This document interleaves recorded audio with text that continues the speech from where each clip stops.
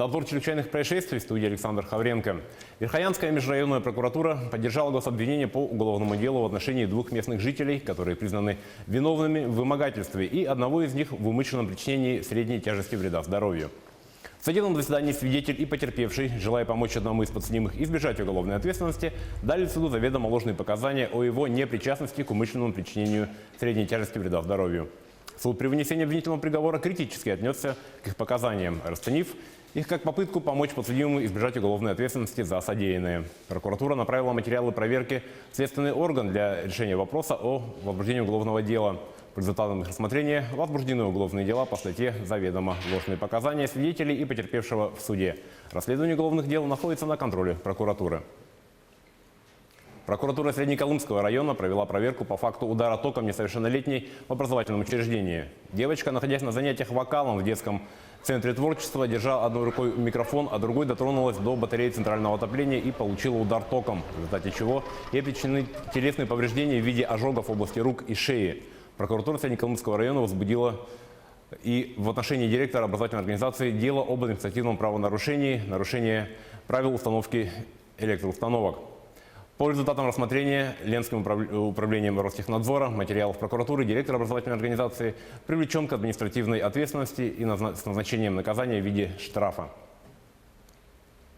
В Нерюнгре рассмотрено уголовное дело в отношении предпринимателя, обвиняемого в незаконной продаже алкогольной продукции. Предприниматель, будучи ранее привлеченным к административной ответственности за незаконную продажу алкоголя, не сделал для себя ложных выводов, вновь осуществил в принадлежащем ему магазине продажу алкогольной продукции, не имея соответствующей лицензии. По результатам рассмотрения уголовного дела суд назначил предпринимателю штраф в размере 70 тысяч рублей. А участковым в Жиганске начато административное расследование по выявлению незаконной продажи спирта 30-летней жительницы районного центра. 22 марта около 21 часа в дежурную часть полиции поступило сообщение о драке в одной из квартир жилого дома. Возле подъезда полицейский встретил лиц в состоянии алкогольного опьянения. Как выяснилось позже, в данном доме открылась точка. Таким образом, был выявлен факт незаконной продажи спирта хозяйкой квартиры, в которой произошла драка.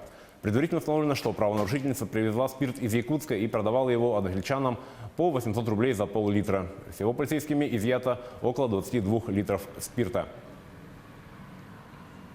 В районе Якутска на автомобильной дороге НАМ водитель 94 года рождения, управляя автомобилем Honda Fit, совершил наезд на лошадь. Животное от полученных травм скончалось на месте. В результате ДТП никто из людей не пострадал. Автомашина получила поломки, материальный ущерб причинен владельцу транспортного средства.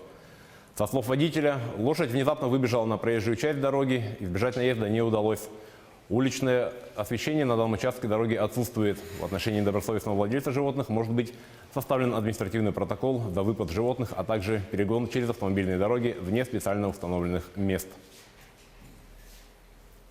Сотрудники ФСБ задержали на Сахалине двух студентов 2002-2003 годов рождения, которые планировали вооруженное нападение на техникум. Во время обысков у них нашли обрез охотничьего ружья с патронами, промышленный детонатор, предположительно самодельное взрывчатое устройство и взрывчатые вещества. Также правоохранители обнаружили личные дневники, где рассказывалось о планируемом нападении на техникум. Молодых людей обвинили в публичных призывах к терроризму и массовых убийствах. Напомним, что в конце февраля сотрудники ФСБ в Саратове задержали двух 14-летних подростков на территории заброшенного бомбоубежища, которые предположительно готовили нападение на школу. В тот же день Волжский районный суд Саратовской области постановил арестовать подростков. В начале марта оба подростка отказались от своих слов. Уполномоченный по правам ребенка по Саратовской области сообщила, что пацаны смотрели фильм про Колумбайн, оба любили оружие.